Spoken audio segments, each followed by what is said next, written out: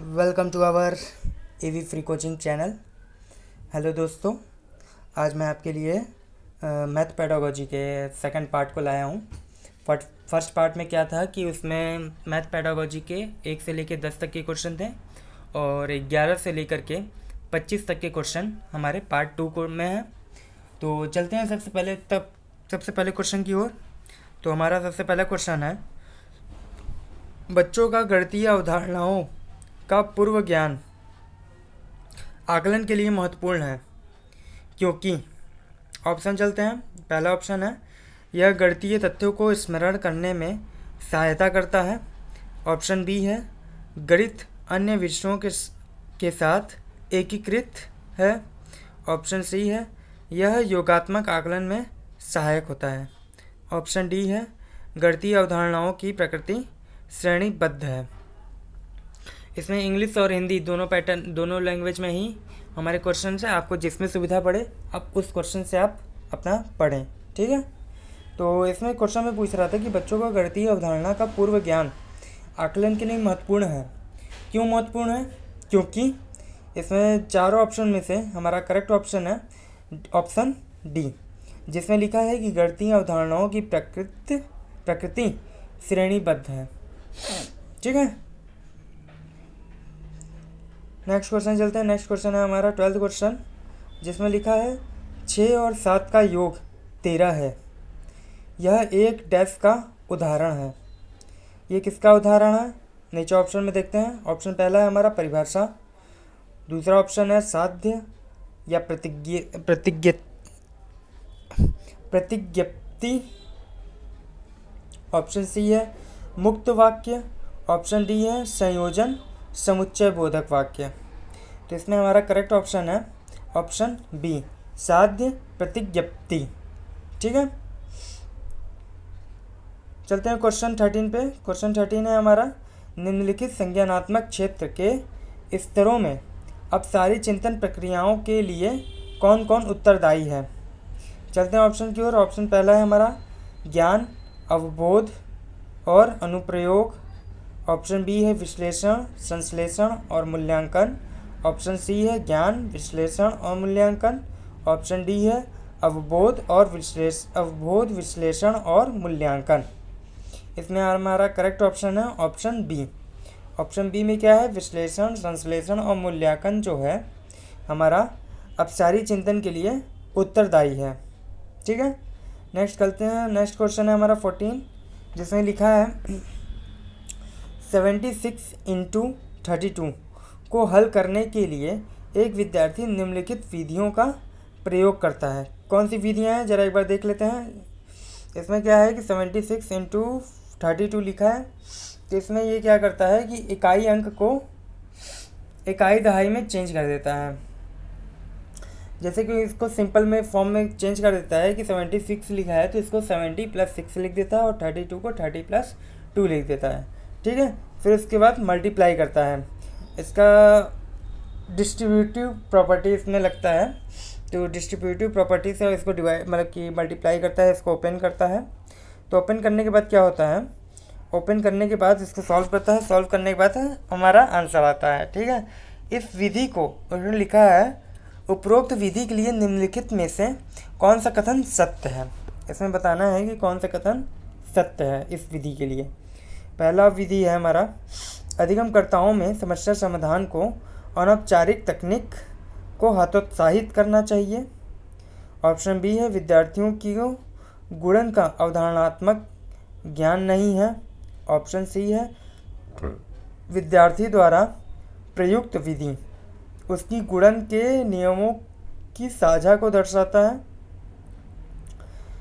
Option D है लिखित परीक्षा में इस विधि का प्रयोग करने पर विद्यार्थियों को 0 अंक मिलेंगे। जैसा कि मैंने पेडागोजी का बताया था कि पेडागोजी बहुत ही सिंपल होता है। इसमें क्या होता है कि जब पॉजिटिव क्वेश्चन पूछें तो पॉजिटिव आंसर दिया जाता है और नेगेटिव आंसर पूछें तो नेगेटिव आंसर मिलता है। और जब पॉजिटिव आंसर पूछता है तो पॉजिटिव लाइन को देखा जाता है और पॉजिटिव लाइन को देखेंगे तो ऑटोमेटिक बाकी के जो 3 ऑप्शन रहेंगे और हमारे ऑटोमेटिक कट जाएंगे। तो इसमें देखिए पहले में लिखा था समस्या समाधान को अनौपचारिक तरीके से हतोत्साहित करना है। बच्चों को पहली बात तो हतोत्साहित तो करना ही नहीं है भूल करके भी, इससे आपकी नौकरी को खतरा हो सकता है। तो ऐसा मत करिएगा काम कि जिससे बच्चों को और आपको भी आगे चल के दिक्कत का सामना करना पड़े, ठीक है। तो ऑप्शन ए तो रहेगा ही नहीं। इसके बाद आता है ऑप्शन बी। इसमें गुणन की अवधारणा ज्ञान नहीं है। इसमें ये भी नहीं बता सकते हैं कि इसमें उसको गुणन की अवधारणा नहीं आता है, ठीक है। ऑप्शन डी में देखिए इसमें लिखा है लिखित परीक्षा में इस विधि का प्रयोग करने पर विद्यार्थी को 0 अंक मिलेगा। ऐसा भी नहीं करना है कि विद्यार्थी ने एकदम गलत ही कर दिया है कि उसको 0 अंक दिया जाए, इसको कुछ ना दिया जाए, तो ऐसा भी नहीं करना है। ऑप्शन सी हमारा करेक्ट ऑप्शन है, जिसमें हमारा लिखा है कि विद्यार्थियों द्वारा प्रयुक्त विधि उसको गुणन के नियमों को साझा को दर्शाती है या प्रतिबिंबित करती है, ठीक है। ये हमारा करेक्ट ऑप्शन है। चलते हैं नेक्स्ट क्वेश्चन की ओर। नेक्स्ट क्वेश्चन है हमारा 15। इसमें लिखा है जियो बोर्ड पर आधारित क्रियाकलापों से परिचय देने के लिए अति उपयुक्त कारण हो सकता है। पहला ऑप्शन है हमारा अधिगमकर्ताओं को रेखाओं और कोणों को पढ़ाना। ऑप्शन बी है अधिगमकर्ताओं को भिन्न प्रकार के त्रिभुजों को पढ़ाना।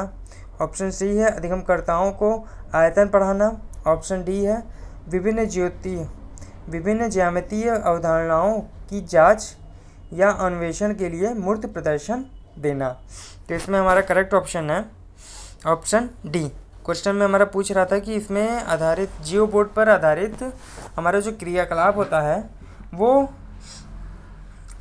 अति उपयुक्त कारण हो सकता है। क्यों उपयुक्त कारण हो सकता है? इससे क्या होता है कि विभिन्न ज्यामितीय अवधारणाओं की जांच होती है और अन्वेषण के लिए मूर्त प्रदर्शन होता है। मूर्त प्रदर्शन वही होता है जिसे हम छू सकते हैं, देख सकते हैं। अमूर्त वो होता है जिसे हम नहीं छू सकते हैं, ना ही देख सकते हैं, ठीक है। चलते हैं अब नेक्स्ट क्वेश्चन की ओर। नेक्स्ट क्वेश्चन है हमारा 16। इसमें लिखा है कि स्थानीय मान की संकल्पना के शिक्षण के लिए अध्यापक कक्षा में भिन्न भिन्न प्रकार की सामग्री लाता है, जैसे गिनतारा, डीन्स ब्लॉक, 1, 10 और 100 के नकली मुद्रा मतलब नोट लेकर के आता है। उपयुक्त स्थिति में अध्यापक डीन्स सिद्धांत के कौन से नियम का आश्रय ले रहा है? तो इसमें देखिए डीन्स ब्लॉक का भी एक अलग से उन्होंने पूरा बताया है, अपने एक नियम निकाला है और सिद्धांत निकाले हैं, जिसमें आपको मैथ पेडागोजी के लिए क्वेश्चन में आते हैं कभी कभी। तो उसके भी अगर मौका मिलेगा तो उसके बारे में भी पूरा बनाएंगे क्वेश्चंस के क्या आते हैं क्वेश्चंस और उसके कॉन्सेप्ट क्या हैं। तो इस पर भी क्वेश्चंस और कॉन्सेप्ट बनाए जाएंगे अगर समय मिलता है तो चलते हैं, पहले ऐसे देख लेते हैं कि इसमें क्या है, इसमें कौन से नियम का आश्रय ले रहा है। तो इसमें पहला ऑप्शन है गतिक नियम का। ऑप्शन बी है गणितीय परिवर्तनशीलता नियम का। ऑप्शन सी है बोधात्मक परिवर्तनशीलता नियम का। ऑप्शन डी है रचनात्मक नियम का। इसमें हमारा करेक्ट ऑप्शन है ऑप्शन सी, बोधात्मक परिवर्तनशीलता नियम। चलते हैं नेक्स्ट क्वेश्चन की ओर। नेक्स्ट क्वेश्चन है हमारा 17। त्रुटियां गणित में एक महत्वपूर्ण भूमिका निभाती है। यह वाक्य डैश, ये कैसे त्रुटियां हमारे गणित को महत्वपूर्ण भूमिका निभाती हैं, यह वाक्य क्या है? चलते हैं ऑप्शन की ओर। ऑप्शन पहला है हमारा गलत है, क्योंकि त्रुटियां गणित के प्रति लापरवाही वाली अभिवृत्ति को दर्शाती है। ऑप्शन बी है सही है, क्योंकि शिक्षक को यह समझने में मदद मिलती है कि बच्चे ने गणितीय अवधारणाओं का निर्माण कैसे किया है। ऑप्शन सी है गलत है, क्योंकि गणित त्रुटि रहित विषय है। ऑप्शन डी है सही है, क्योंकि त्रुटियां कम बुद्धिलब्धि को दर्शाता है। तो इसमें हमारा करेक्ट ऑप्शन है ऑप्शन बी, क्योंकि त्रुटियां जो होती हैं गणित के एक महत्वपूर्ण भूमिका निभाती है। सही है, क्योंकि शिक्षक को यह समझने में मदद मिलती है कि बच्चे ने गणितीय अवधारणाओं का निर्माण कैसे किया है, ठीक है। समझ में आ गया। नेक्स्ट क्वेश्चन पे चलते हैं। नेक्स्ट क्वेश्चन है हमारा 18 में लिखा है कि छात्रों को जब दो भिन्नों का योग करने के लिए कहा जाता है तब बहुधा इस साधारण त्रुटि का सामना होता है। वे अंश को अंश में जोड़ देते हैं और हर को हर में। इस भांति का क्या संभावित कारण हो सकता है? मतलब कि बच्चे जो हैं वो भिन्न के योग को कर रहा है ना। उसमें क्या कर रहा है कि जो अंश में होता है, जो नंबर है, अंश का अंश के साथ ऐड कर दे रहा है और हर का हर के साथ ऐड कर रहा है। तो उसके में क्या कारण हो सकते हैं? ऑप्शन ए है हमारा अध्यापक की संकल्पनात्मक समझ में कमी। ऑप्शन बी है कक्षा में छात्रों के ध्यान में कमी। तीसरा ऑप्शन है योग के सीखे गए तथ्यों की सामान्यीकरण भिन्नों पर लागू करना। ऑप्शन डी है शिक्षण अधिगम सामग्री का सुलभता से नहीं प्राप्त होना।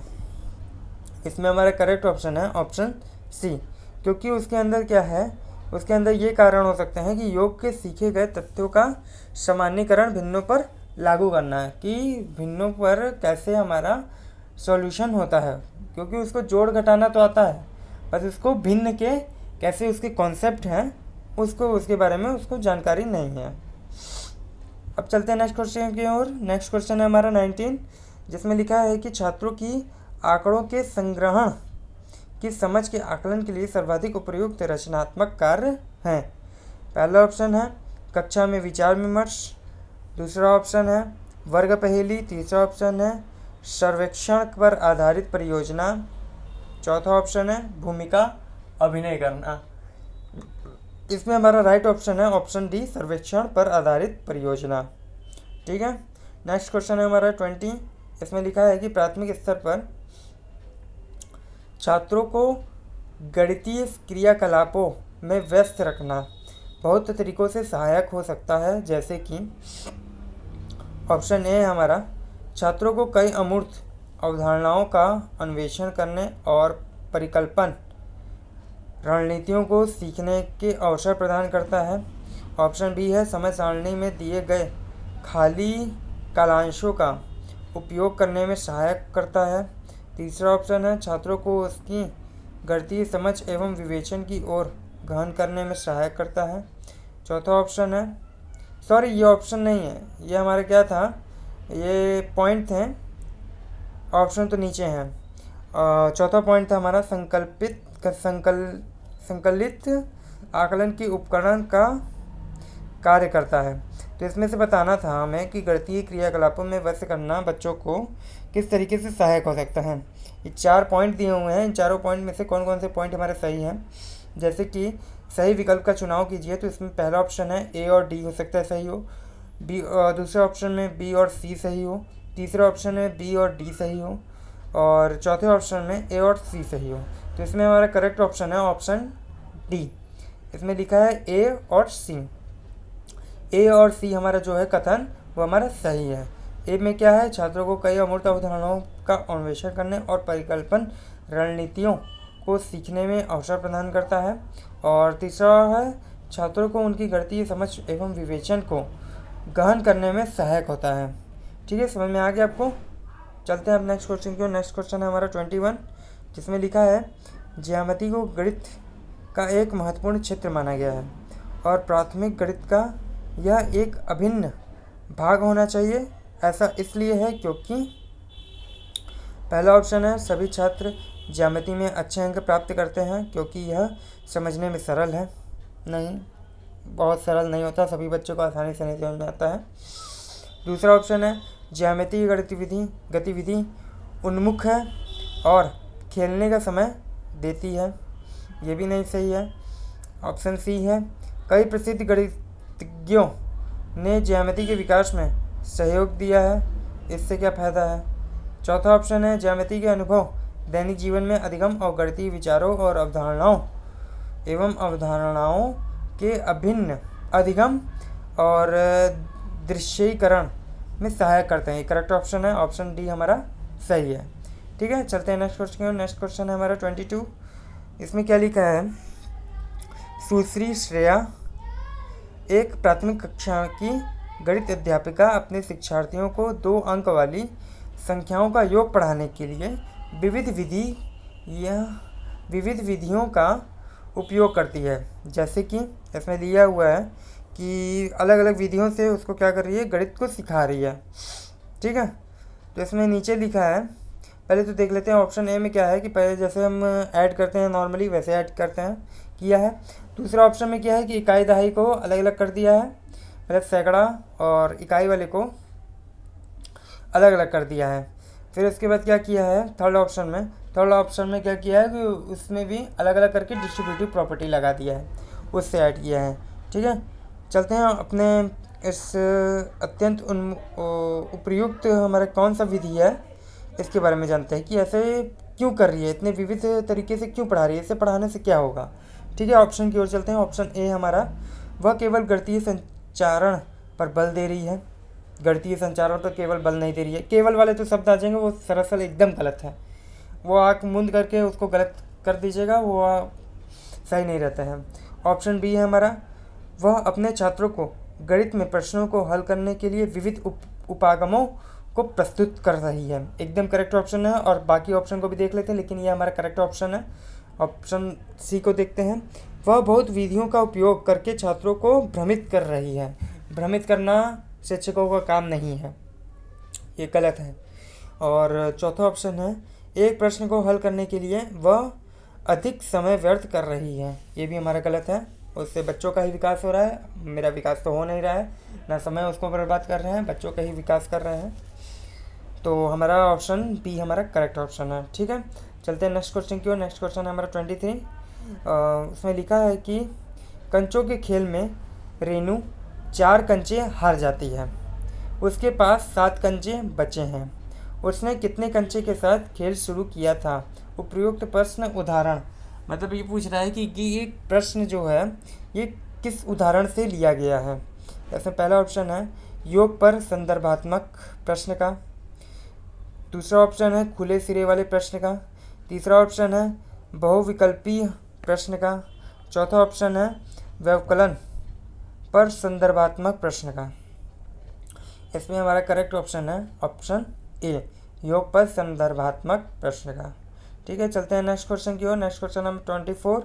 हम पौष्टिक पद्धति का उपयोग कहाँ पर करते हैं। पहला ऑप्शन है आंकड़ों के प्रमाणीकरण या परिमाणन के लिए, दूसरा ऑप्शन है कोणों को मापने के लिए, तीसरा ऑप्शन है दूरी को फुट और गज में नापने के लिए, चौथा ऑप्शन है हिंदी अरबी संख्यांकों को लिखने के लिए। तो इसमें हमारा करेक्ट ऑप्शन है ऑप्शन बी, कोणों को नापने के लिए क्या करते हैं, पौष्टिक पद्धति का उपयोग करते हैं। ठीक है, अब हमारा लास्ट क्वेश्चन है हमारा 25। इसमें लिखा है कक्षा 1 और दूसरे में राष्ट्रीय पाठचर्या रूपरेखा 2005 की दृष्टि से गणित के शिक्षण और अधिगम के लिए निम्नलिखित में से कौन सा सही है। इसमें जिसको एनसीएफ 2005 के सारे कॉन्सेप्ट अगर मालूम होंगे तो वही ये क्वेश्चन कर सकता है। इसमें पहला है कलन विधि और रटांत विधि का जोड़ देना, एकदम गलत है, रटांत विधि पे वो एकदम सख्त मना है। और ऑप्शन बी है हमारा कक्षा 1 व कक्षा 2 में केवल मौखिक प्रश्नों को करवाना, ये भी हमारा गलत है। केवल तो बात तो एकदम गलत रहेगा, पहले ही बता चुके हैं, केवल मौखिक प्रश्नों पर ही हमें नहीं ध्यान देना है। ऑप्शन सी है हमारा गणित को अन्य विषयों जैसे भाषा, कला और पर्यावरण अध्ययन आदि के साथ समाकलित किया जाना चाहिए, सही है। चौथा ऑप्शन भी देख लेते हैं। चौथा ऑप्शन में है कक्षा 1 और 2 में गणित को नहीं पढ़ाया जाना चाहिए, एकदम गलत है। गणित हमारा पढ़ाया जाता है उसमें भी बच्चों को एनसीएफ के अनुसार। इसमें हमारा सही ऑप्शन क्या है, ऑप्शन सी। ठीक है, आज का हमारा सेवा यहीं पे समाप्त होता है। आपको मैं आशा करता हूँ कि आपको ये प्रश्न अच्छे से समझ आए होंगे, और ऐसे ही क्वेश्चंस के प्रैक्टिस के लिए हमारे चैनल को लाइक करें, सब्सक्राइब करें और बेल आइकन को ऑन कर दें, ताकि हमारे जब वीडियो पोस्ट हों तो आपको वो वीडियो मिल जाए और आप उसको आसानी से देख सकें। ठीक है, चलता हूँ, अलविदा, धन्यवाद, thank you so much, bye bye.